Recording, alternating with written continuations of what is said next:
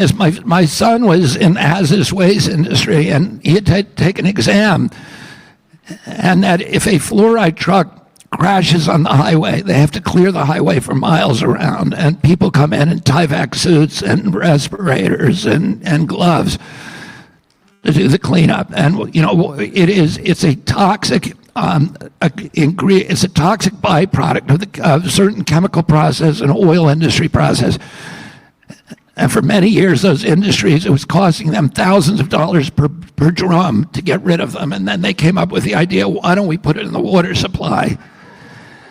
And they did that, and it causes cancers. Of course, it causes your bones to deteriorate, and it causes severe IQ loss. And last week, a group that I'm associated with won a 7-year lawsuit against EPA on fluoride that I think will result in the fluoride being removed from all the water supplies in this country. Pretty staggering, isn't it, actually, to see another conspiracy theory become a conspiracy fact.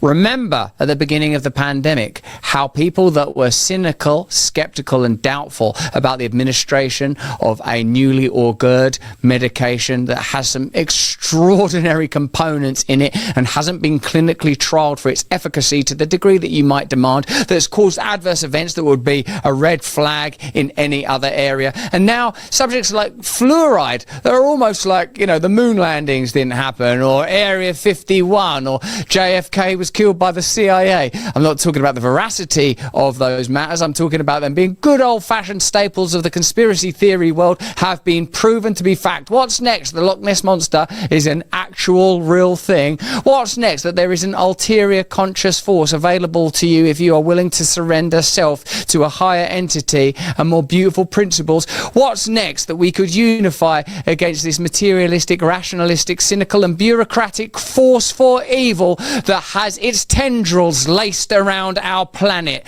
like a demonic dark octopus leaking its dark ink of treachery across all of our lives. Yes, indeed, we could awaken. Yes, indeed, we could oppose it, and surely we must. If fluoride is bad for you, who knows what else we're going to learn, and who knows what democracy would look like when it's decentralized, where the individual sovereignty is accepted, when all of us bow before a higher force, when all of us practice principles that go way beyond the service of self. But that's just what I think. Why don't you let me know what you think in